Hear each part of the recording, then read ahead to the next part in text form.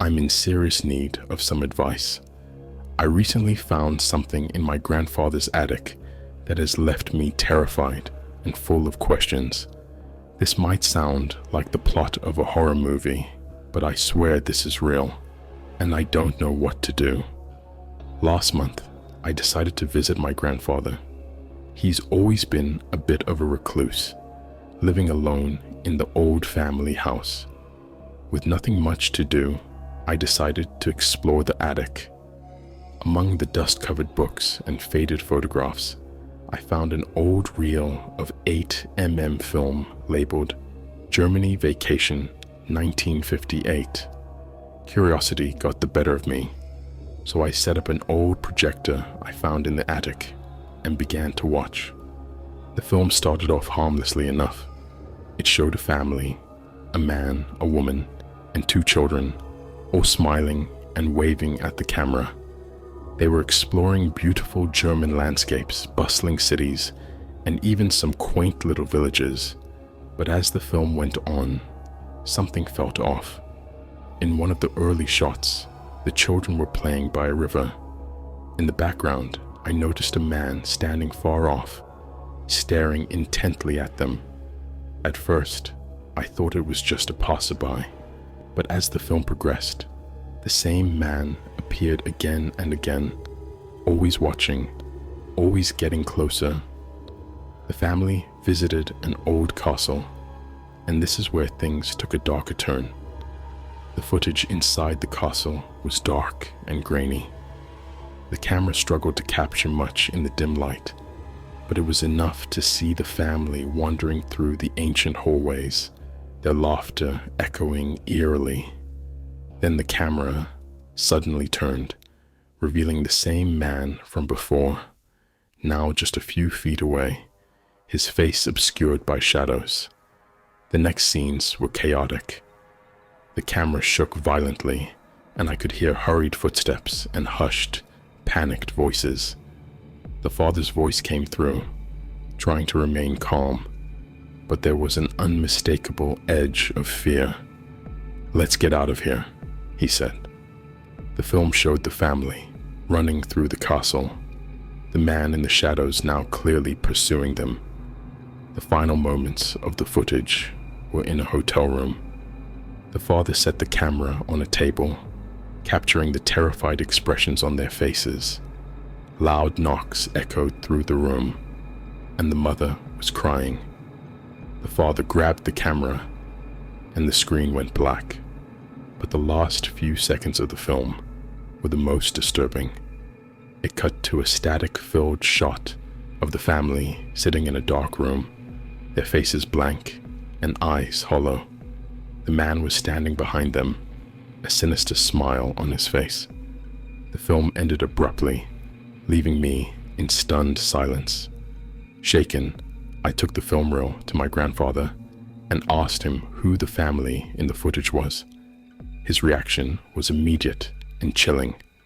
His face went pale, and he looked at me with a mixture of anger and fear. "Where did you find this?" he demanded, his voice trembling. "In the attic," I replied, trying to keep my own voice steady. "Who are they? What happened to them?" "It's none of your business," he snapped, trying to snatch the reel from my hands. "Forget you ever saw this." "But Grandpa, they look so scared. Who is that man in the shadows?" "I said drop it," he shouted, his eyes wild. "You don't know what you're talking about. Just don't mention this again." His reaction only fueled my curiosity. That night, I went online, determined to uncover the truth. After hours of digging, I found an old article about a family murdered in the mountains near a German village in 1958. The details were disturbingly similar to what I saw in the footage. The article described a man, his wife, and their 2 children who had gone missing while exploring a remote castle. Their bodies were found days later, brutally murdered, their faces twisted in terror. The case remained unsolved, with no leads or suspects. The accompanying photographs showed the family, and my blood ran cold. They were the exact same people from the footage. I couldn't breathe. My heart pounded as the horrifying realization set in. The man in the shadows, the one who haunted the family throughout their vacation, must have been my grandfather.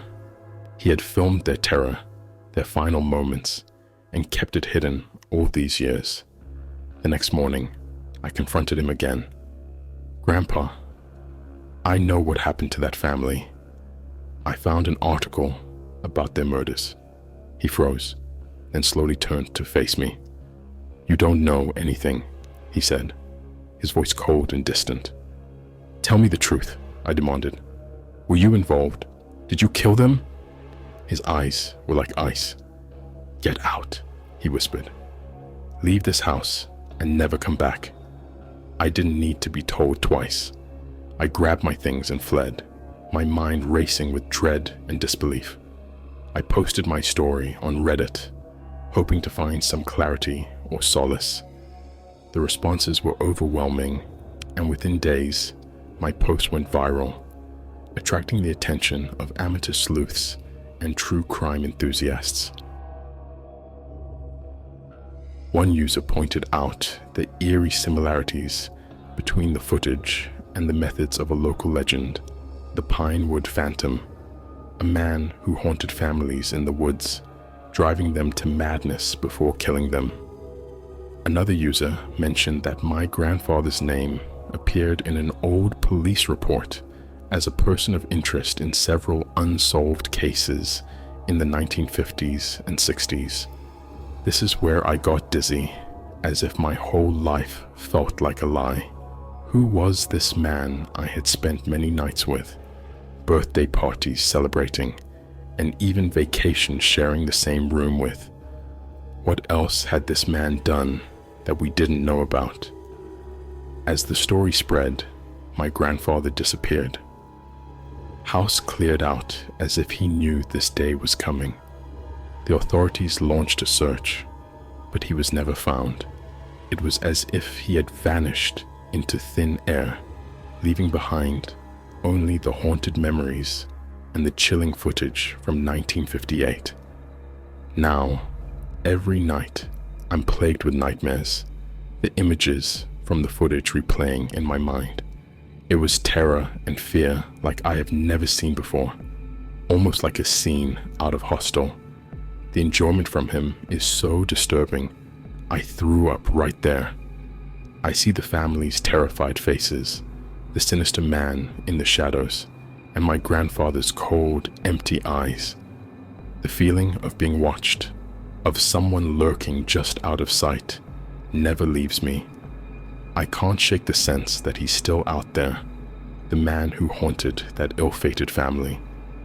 I fear that one day I might become the next unwitting star of his macabre home movies. Please, if anyone has any advice or has experienced something similar, let me know. I don't know how to deal with this, and the terror is consuming me. Echo Game started as an intriguing escape from reality, a digital adventure promising to merge the virtual with the physical through a series of captivating challenges. Its initial allure was undeniable, presenting itself as a beacon of excitement in a monotonous daily routine. The tasks were simple at first, innocuous actions that sparked a sense of community among players. Plant a tree, leave a book for a stranger, pay it forward at a coffee shop. Each challenge brought a small dose of joy not just to me, but to unsuspecting recipients of these random acts of kindness. It felt like being part of something bigger, a force for good in a world that often seemed too cold, too indifferent. But as the levels advanced, so did the nature of the tasks. What once felt like contributing to a secret wave of positivity slowly morphed into a game of voyeurism and intrusion. The challenge to capture a photo of a stranger eating alone crossed a line, and yet the thrill of completing the task and advancing in the game clouded my judgment. It was a red flag I chose to ignore, rationalizing it as a harmless step up in the game's complexity. But the progression didn't stop there. Each new level introduced tasks that pushed the boundaries further, blending curiosity with an unsettling sense of trespass. The turning point came when Echo Game began to weave personal connections into its twisted narrative. Filming a friend in distress, not to offer comfort but to broadcast their vulnerability online, marked a descent into a realm where the game's demands conflicted with moral boundaries. Watching the ripple effects of that action, the hurt and confusion it sowed among people I cared about, was a wake-up call. Yet, the game's grip was unyielding, its rewards for compliance increasingly overshadowed by the penalties for defiance. The tasks that followed were darker, more menacing. Breaking into an abandoned house under the guise of night, leaving cryptic symbols linked to unsolved mysteries, felt like crossing into a realm from which there was no return. The momentary fear, the adrenaline of trespassing into the forbidden, was quickly replaced by a deeper, more pervasive dread. The encounter with the shadowy figure, the realization that the game had eyes and ears everywhere, was a chilling reminder of Echo Game's reach and the invisible audience reveling in my compliance. Refusing the game's final, unimaginable task, make someone disappear, unleashed a torrent of consequences that blurred the lines between the digital and the real. The shadow that followed me, an ever-present watcher, turned every moment into a scene from a psychological thriller where the protagonist can trust no one, not even their own senses. Echo Game had transformed the world into a stage, and I was both the actor and the hunted, a pawn in a game that played out in the shadows of the everyday. As I recount the saga of Echo Game, it's with a heavy heart and a cautionary tale for those who, like me, seek adventure in the digital realm. The game's initial guise as a force for positive change was a masquerade, a lure to draw players into a web of manipulation and control. It exploited the human desire for connection, for acknowledgement, for a place within a community, turning these needs against us in a macabre dance of voyeurism and exploitation. The aftermath of my involvement with Echo Game is a life lived in the aftermath of paranoia, where anonymity is a lost luxury and trust is a commodity too precious to afford. The challenges, the tasks, the game, they haunt me, whispers of a digital ghost that lingers in the corners of my mind, a reminder of the darkness that lurks behind the screen. This story, my story, serves as a stark warning about the dangers of blurring the lines between our digital and physical lives. In a world increasingly dominated by screens, Echo Game epitomizes the ultimate fear, losing control not just of our data or privacy, but of our actions, our morality, and our humanity. It's a tale of caution in an age where the virtual can become all too real, where games can play us, and where the consequences of our online actions can reverberate far beyond the digital echo chamber.